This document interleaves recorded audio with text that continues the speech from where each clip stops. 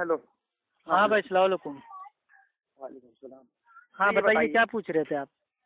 हमने अभी जल्दी ही में ही एक उसको कॉल किया था, मतलब पहले हदीस को। आपका नाम भाई क्या है? अरे बताया तो कितनी बार बताऊं? नहीं, पूरा नाम क्या है?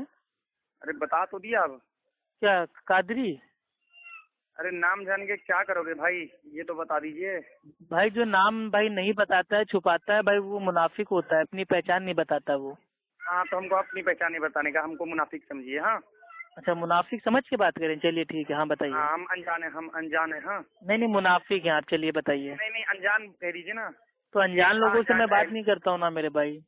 तो एक फिर कॉल कहाँ किया हमसे बात करने के लिए? तो हमने आपसे कहा, जकरिया साहब से बात करने के लिए फोन किया था ना, तो आपने उठा लिया। कहा था कि हम उनके भाई है, छोटे भाई है। तो छोटे भाई हैं तो नाम बता दीजिए ना, मेरे भी छोटे भाई हैं आप इतना मतलब भाई वो डर क्यों रहे? एक बात बोलूं? अब मेरा नाम अफू खान है, यूपी इलाहाबाद में रहता हूँ, Phaphamau Shantipuram colony, Bank of Baroda के सामने, हाउस नंबर D/88। बस, क्या डर क्या है इसमें बताने में? कौन डरता है? मियाँ भाई के छोकरे, ये याद रखना, डर नाम की चीज नहीं रखते। अरे मियाँ भाई के छोकरे हैं तभी तो नाम नहीं बता रहे हैं, जल्दी नाम बताइए फटाफट। अच्छा हाँ, तो ये नाम जान के तुम जगरिया ही लिख देगा तो भी कोई दिक्कत नहीं। नहीं भाई, बात आपसे हो रही है, नाम किसी और का कैसे डाल देंगे? अजीब आप भाई बात करते हैं, हम कोई झूठे मक्कार थोड़ी ना है। हाँ, एक बात बताओ, एक सवाल। एक नहीं आप भाई 20 सवाल भाई आप कर सकते हैं इंशाल्लाह, बस नाम बता दीजिए, थोड़ा बात करने में आसानी रहती है। अच्छा ऐसा है ना, तब तुम हमारा नाम जान ही लीजिए। फिर इसके बाद जो तुम सोशल मीडिया पे करते हो ना, वो तुम्हारे साथ हम करेंगे, क्योंकि हमारे पास भी बहुत सवाल रहते हैं। जी जी, आपके पास जितने सवाल हैं मैं इंशाल्लाह फोन काटूंगा नहीं, ये मेरा वादा है। आपको जितने सवाल करना आप कर लीजिएगा। नाम बता दीजिए। कादिर। कादिर। सादिक। कादिर, QADIR। अच्छा कादिर।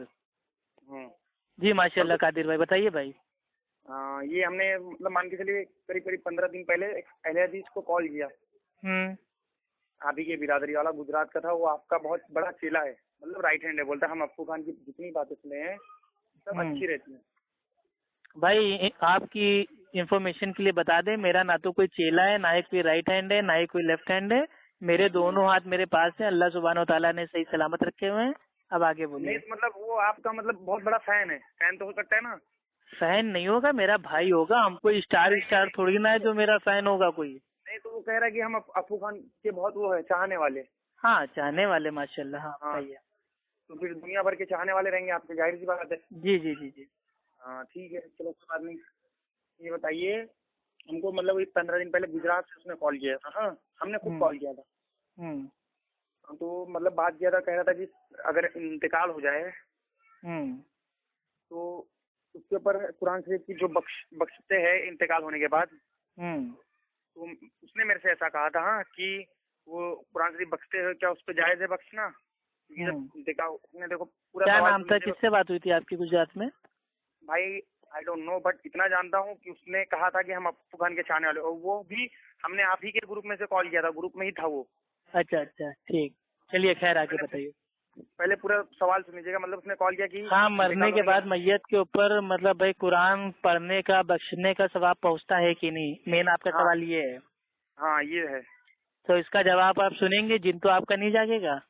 नहीं भाई ऐसा कुछ नहीं है। हाँ देखिए, इस्लाही नियत से मैं आपको जवाब दे रहा हूँ, ठीक है? इंशाल्लाह 2 मिनट के अंदर जवाब खत्म कर दूंगा। फिर जो मेरे जवाब में जो आपको एतराजात होगा आप उसको पूछ सकते हैं, ठीक है? ठीक है, कुछ बोलिए। अल्लाह के नबी ने फरमाया कि जब मैयत का इंतकाल हो जाता है तो उसके सारे अमाल बंद हो जाते हैं सिवाय 3 चीजों के। पहली चीज क्या है? सदका जारिया, यानी कि ऐसा सदका जो मैयत के जाने के बाद भी जारी रहे। दूसरा है नाफे इल्म, ऐसा इल्म जो वो छोड़ के जाए जिसके मरने के बाद उसके इल्म से लोग फायदा उठाएं। तीसरा होता है नेक औलाद, यानी कि भाई उसकी नेक औलाद हो, अगर वो कोई नेकी करेंगी तो भाई उसके माँ बाप को उसका सवाब जाएगा, क्योंकि माँ बाप की कमाई में से उसकी औलादे भी हैं, तो कमाई का इंसान को पूरा सवाब मिलता है। वैसे ही उसकी औलादों का भी, उसकी औलादे जो भी करनी करेंगी, अच्छी करेंगी तो अच्छा सवाब मिलेगा, बुरी करेंगी तो बुरा उसका भाई वो आजाब मिलेगा। इन 3 चीजों के अलावा मैयत को किसी चीज का सवाब नहीं मिलता है। अब आते हैं कि कुरान का सवाब मिलता है कि नहीं। तो अगर किसी की औलाद अगर قرآن پڑھ لی ہے تو اس کے ماں باپ کو ثواب بے شک ملے گا. اگر اس کی اولاد نماز پڑھ لی ہے تو اس کے ماں باپ کو ثواب اس کا ملے گا.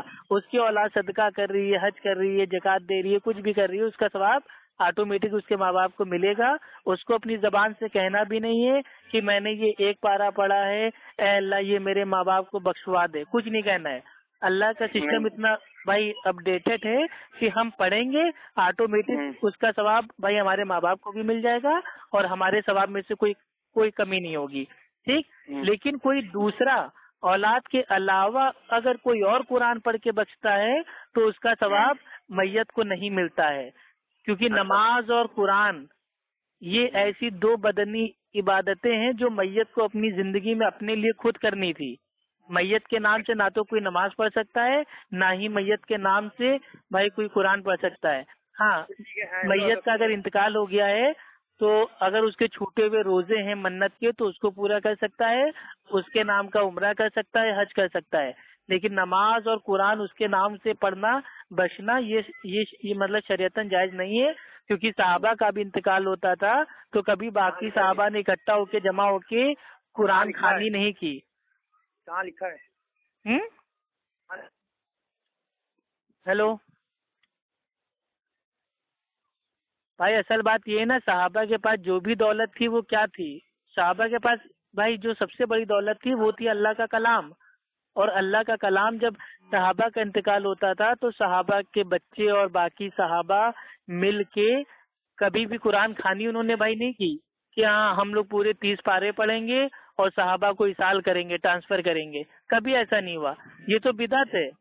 قرآن میت کو اپنی زندگی میں خود پڑھنی تھی, خود عمل کرنی تھی, خود اس کے اوپر چلنا تھا, خود اس کی دعوت بھائی وہ لوگوں کو دینی تھی. یہ تو ہے نا, قرآن زندوں کے لیے آیا ہے, مردوں کے لیے قرآن نہیں آیا ہے. آپ سمجھ رہے ہیں؟ ہلو ہلو ارے قادر صاحب, ہاں بولیے, آواز صاف نہیں آ رہی, نیٹ ورک میں آئیے. بھائی میت کو قرآن کا ثواب نہیں ملتا ہے, اور جو لوگ یہ کہتے ہیں کہ نہیں قرآن خوانی کر کے میت کو ایصال کر دیں گے تو بھائی یہ بدعت ہے. ٹھیک ہے, یہ نہیں کہ مطلب میت کا انتقال ہو گیا بس سب نے بھائی پارے پڑھنا اسٹارٹ کر دیے, چنے کے اوپر مطلب بھائی وہ یا سلاموں پڑھنا اسٹارٹ کر دیا, اور 1.25 لاکھ بار یہ پڑھ رہے ہیں, چیاں پڑھی جا رہی ہیں, کھجور کے بیج پہ پڑھا جا رہا ہے, املی کے بیج پہ پڑھا جا رہا ہے. یہ سب صرف خرافات ہے, بدعت ہے. اولاد اگر کسی کی قرآن پڑھے گی تو ثواب ماں باپ کو ملے گا. اولاد کے علاوہ اگر کوئی دوسرا کسی میت کے نام سے اگر قرآن پڑھے گا تو اس کا ثواب اس کو نہیں ملے گا, کیونکہ اللہ کے نبی اگر قرآن کا ثواب ملتا تو اللہ کے نبی اتنی بڑی بات امت سے نہ چھپا کے جاتے. اب آپ بولیے. میں کہہ رہا ہوں کہ یہ لکھا ہے, بتائیے تو صحیح حدیث میں لکھا ہے. ہاں حدیثی تو آپ کو بتا رہا ہوں میرے بھائی, بخاری کی حدیث ہے کہ میت کو صرف 3 چیزوں کا ثواب ملتا ہے. اردو میں لکھا ہے. ہاں ہلو ہاں ہاں اردو میں لکھا ہے بخاری شریف. آپ اردو والا بھائی ترجمہ پڑھیں گے, اردو میں بھی لکھا ہے. اردو میں بھی لکھا ہے میرے بھائی, کیوں پریشان ہو رہے ہو آپ؟ ہمارے